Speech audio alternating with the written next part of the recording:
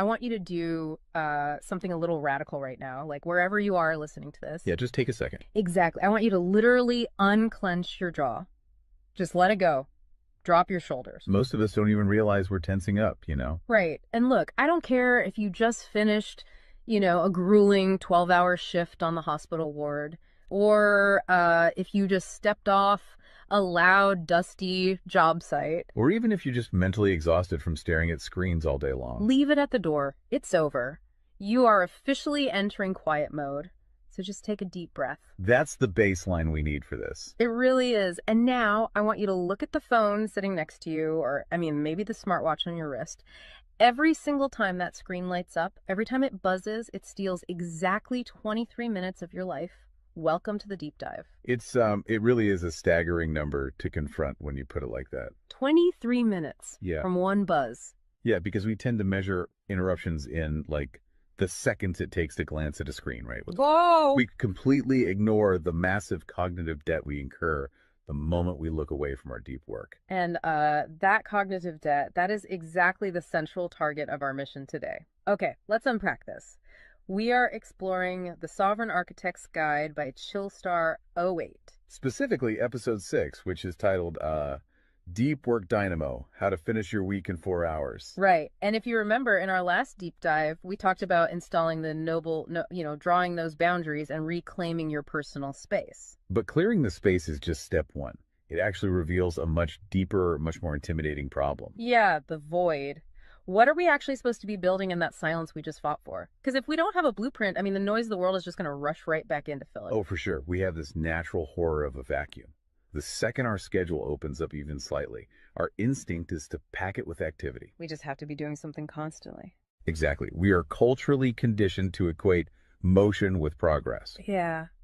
But Chillstar 08 introduces a really brilliant distinction here. She talks about the trap of idling.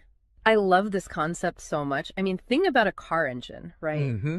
The engine is running, the pistons are firing, it's burning through all this expensive fuel, making a ton of noise and vibration. But the car is in park. Yes, it isn't going anywhere, and that is what most of our daily quote-unquote busyness looks like. We feel incredibly productive because we are in constant motion. Right. You check a text message while you're sitting at a stoplight. Or you answer a quick email while walking from your car to the front door. You stare at a spreadsheet on your laptop while, your family dinner is sitting right in front of you, literally getting cold. And that right there is the illusion of productivity. You end your day feeling physically and mentally depleted because you were constantly doing something. So you didn't actually do anything that matters. Exactly. If you step back and evaluate your legacy, the deep, meaningful work, the art, the business strategy, the relationships. Right, the relationships that actually move your life forward. None of it progressed. You spent 8 hours idling. You were everywhere, which means you were truly nowhere. Man, that hits hard. And this brings us back to that terrifying 23-minute statistic from the research she cites. I don't want to just gloss over this. No, we definitely shouldn't. Because understanding the mechanism behind it is crucial. Why does a 5-second distraction cost us almost half an hour? It basically comes down to how our prefrontal cortex manages working memory. Your brain is not a computer processor that can just run multiple applications in parallel. Right. We can't actually multitask. Exactly. When you are doing deep work, say writing a complex proposal, your brain loads this massive fragile web of context into your working memory. Like holding all the pieces of a puzzle in your hands at once. Yes. You're holding multiple variables, ideas, tones all at once. So when your phone buzzes and you glance at a text from your partner asking about groceries, your brain is forced to execute a context switch. So it has to dump all the proposal data just to load the grocery data. It literally flushes the working memory buffer, yeah. It has to process the new rules and the emotions associated with that text message. Wow. And then when you turn back to the proposal, you cannot just pick up where you left off. Your brain has to laboriously rebuild that entire web of context from scratch. Oh, I hate that feeling. Were you just staring at the screen like, what was I even saying? Right. It has to retrieve the thread of your argument. Remember the tone you were using, recall the variables. That rebuilding process takes an average of 23 minutes of cognitive effort. And it burns a ton of energy doing that, right? Massive amounts of glucose. That explains so much. I mean, that is why people hit 5 p.m. and feel physically exhausted, almost sick to their stomachs. Even if they've just been sitting in a really nice ergonomic chair all day. Exactly. They haven't been doing deep work. They've been doing cognitive gymnastics, just constantly flushing and reloading their working memory. They are burning fuel just to stay in park. So, okay, let me bring in what I like to call the transformer concept here. Because our focus is like an electrical grid. If you have, 50 browser tabs open, you are leaking energy as raw, unusable heat rather than concentrated light. That's a great way to look at it. So if we are all acting like our focus is this cheap renewable resource, how do we stop being what Chillstar '08 calls a subject to the pings of the world? I mean, how do we actually become the architect of our attention? Well, what's fascinating here is how she frames the philosophical shift we need. She says utility does not equal value. Oh, say that again. Utility does not equal value. Right. In the modern workforce, we have been completely conditioned to believe that being constantly available makes us valuable. Like if you answer a Slack message in 3 seconds, you're the hero. Exactly. You are praised as a good worker. Or if you jump on a Zoom call with like 5 minutes notice, you're a team player. But that is just utility. I mean, being highly available makes you a commodity. You're like a human router just passing information back and forth. And routers are easily replaced. True sovereignty, true value comes from being impactful. You simply cannot make a deep, lasting impact if your attention is constantly fractured by the agendas of other people. Yeah, when you operate like that human router, you are spending your finite, precious Mondays executing someone else's script. You're a subject to the pings of the world. Okay, so we know the biology of why this destroys our focus, and we understand the philosophical trap of, trying to be too available, but how do we actually fix the mechanics of our workday? We have to build the deep work dynamo. Right. So think of your attention like water pressure. If you poke 50 tiny holes in a garden hose, open browser tabs, email notifications, group chats. The water just trickles at the end. Exactly. You cannot wash a car with a trickle. You're just making the driveway wet. That's true. So the Dynamo Audit she lays out, it's about putting a high pressure nozzle on that hose. It narrows the opening to create a stream powerful enough to actually blast through the dirt. And the first step in that audit is auditing the physical environment itself. She calls it analyzing your signal-to-noise ratio. Okay, so visualize your workspace right now. She asks you to determine if it is a sanctuary or a transit hub. Let's be honest. Most of us are operating in transit hubs. A transit hub is a place of constant arrival and departure. People walking by, announcements over the loudspeaker, just a blur of motion. Yeah, and you can't build a legacy in a train station. But we need to push past the basic phones are distracting advice, right? Because our listeners already know that. Oh, absolutely. Chillstar '08's rule is much more brutal than that. She says if the phone is even sitting on your desk, even face down, it is acting as a parasite on your cognitive grid. A parasite, just by being in the room. The research supports this entirely, by the way. The mere presence of a smartphone in your visual field, even if it is completely powered off, measurably reduces your cognitive capacity. Because your brain is having to actively expend energy to ignore it, right? Exactly. It is running a background process that just keeps saying, don't check the phone, don't check the phone. That is energy being actively stolen from your primary task. So sovereignty literally begins the moment you physically remove the device from the room, put it in a drawer down the hall. Close the door. Make the physical environment quiet. But okay, let's say you've done that. That doesn't stop your own brain from creating internal noise, right? Like trying to juggle 5 projects at once.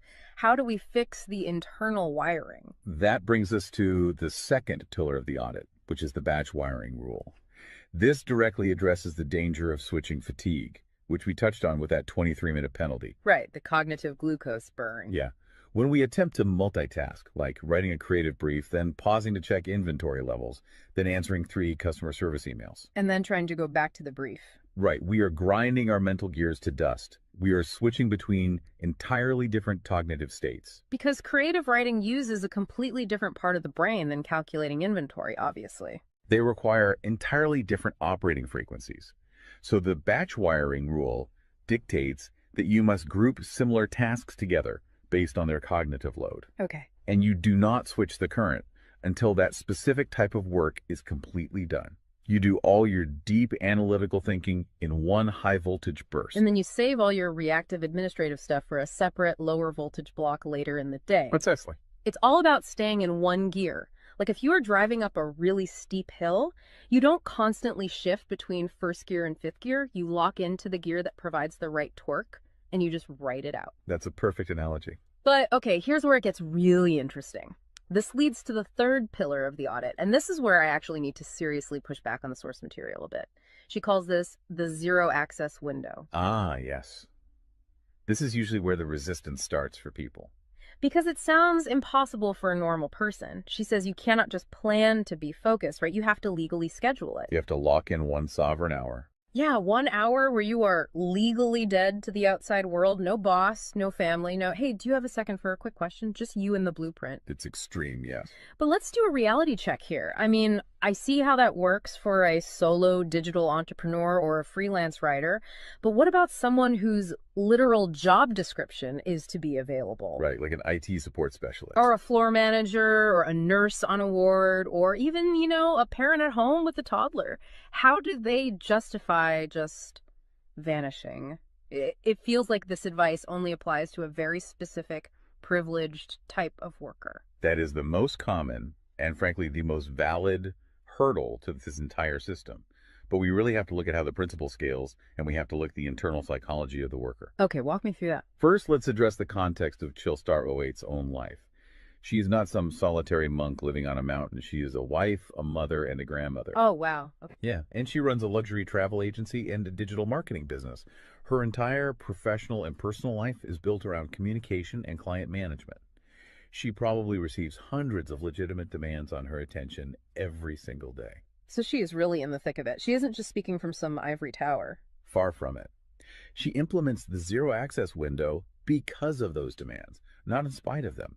Now, for the IT manager or the nurse, obviously, you cannot vanish while on active duty if your role is acute response. Right. You can't ignore a burning server or a patient monitor. Exactly. But the principle applies to the deep work surrounding the active duty, the scheduling, the charting, the strategic planning. Even in highly reactive jobs, there is legacy work that gets pushed to the margins. That makes sense. And the challenge isn't just logistical, it is deeply psychological. It's the internal guilt, isn't it? Yes, exactly. People feel like bad employees or bad parents or bad partners when they set a hard boundary. Yeah. We tie our entire self-worth to our responsiveness. We think, if I am not instantly available, I am failing them. Man, that is so true. We feel guilty for taking an hour to ourselves. But setting a zero access window is not about neglecting your family or your team. It is about condensing your high level work into massive, high impact bursts of energy so that you can actually be present later. Wow. Okay. Consider the alternative. If you don't carve out that absolute focus, you end up giving your family or your team partial fractured attention for 12 hours straight. Exactly. You are physically at the dinner table, but mentally you are drafting an email. Or you are sitting on the floor playing with your kid, but you're checking a Slack notification over their shoulder. You are trading constant low quality availability for scheduled high quality presence. It is entirely about communicating boundaries to protect the quality of the time you do give people. You tell your team, look, I am going offline for 60 minutes to finish this crucial report. If the servers literally catch fire, call this specific emergency number. Otherwise, I will address all questions at 11:00 a.m. Right. You aren't vanishing to hide. You are vanishing to get the work done efficiently so you can actually live your life. Which brings us to the ultimate why behind this entire system. Because once you fight through that guilt, once you build this 4-hour fortress, you have to know what it is all for. It's not just about becoming a hyper-efficient robot. No, because if you use these tools just to do more of your boss's busy work or to take on 3 more stressful projects, you have entirely missed the point. You are just speeding up the treadmill. If we connect this to the bigger picture, the destination we are driving toward is a concept she calls passive magnetism. Okay, break down passive magnetism for us, because it sounds a bit abstract. Think of it as the gravity your work generates when it is undeniably good. Most people operate with active desperation. They're loudly networking, constantly posting, aggressively chasing clients or promotions. Just relying on sheer volume to get noticed. Right. Passive magnetism is the exact opposite. It is the ability to attract results, clients wealth, legacy, or respect through the undeniable quality of your deep work. Because you actually took the time to build something substantial rather than just talking about building it. Yes, when you engage the deep work dynamo, you produce work so concentrated and so valuable that it acts as a magnet. You don't have to chase the market comes to you. And the ultimate prize of achieving that passive magnetism isn't just more work. The prize is time. Time is the ultimate currency. The dream of the sovereign architect is to finish an entire week's worth of business output in just 4 hours. You do this high voltage work often while the rest of the world is literally still hitting the snooze button. You free up the remaining hours so you can go be a traveler, so you can be a creative. So you can be a fully engaged grandparent like Chillstar 08. Exactly. She frames it beautifully in the source text. She says, we wire for silent so we can live in volume. Oh, I love that. We embrace the discipline of the quiet fortress so that our actual lives can be loud, vibrant, and fully experienced. We are finally taking control of the dial. But, making that shift from a frantic, reactive employee to a calm, sovereign creator requires a massive shift in identity. You have to tune your mind before you sit down to do the work. It is really difficult to just sit down at a desk and instantly command your brain to perform deep work, right? Especially if you've spent the last hour navigating traffic and listening to the news. You need a transition ritual to cross that threshold. And Chillstar 08 provides something for this transition called the Chillstar's Creed. It is designed to be a grounding frequency. It really centers you. Yeah, so I want you, the listener, to use this. I want you to imagine a slow, steady heartbeat in the background. Just a deep, resonant 528 hertz frequency. Just let the frequency of these words settle into your mind before you initiate your deep work. Ready? Take it in. I am grounded in peace. I am reaching for my stars. My light is my own. I am a star and I will shine bright. I will reach for the sky. I release what was. I embrace what is becoming. Using a creed like that is just such a powerful behavioral trigger. It really shifts your state. When you speak those words, even just internally, you are consciously reminding yourself that your light, your focus, your energy is your own.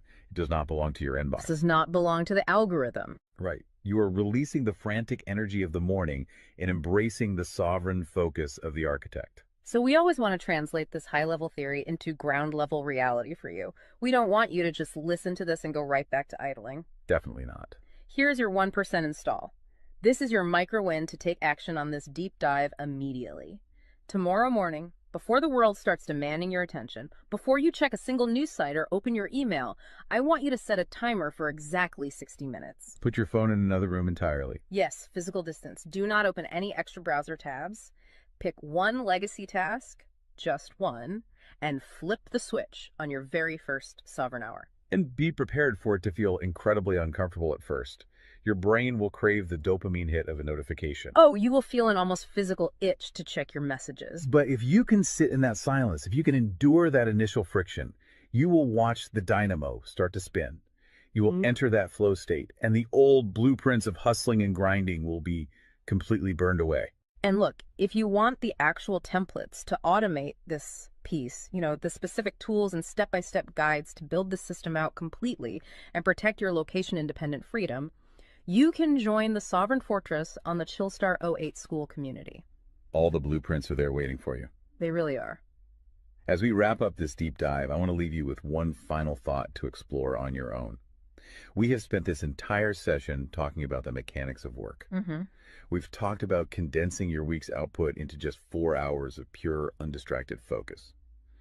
But if you actually achieve that, you're going to be faced with a beautiful, kind of terrifying question. What's that? Who are you going to become in the remaining 164 hours of your week?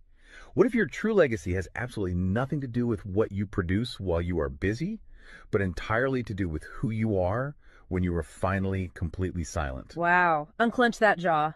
Drop those shoulders. Step into the quiet. Go be great and flip the switch. We'll see you on the next deep dive.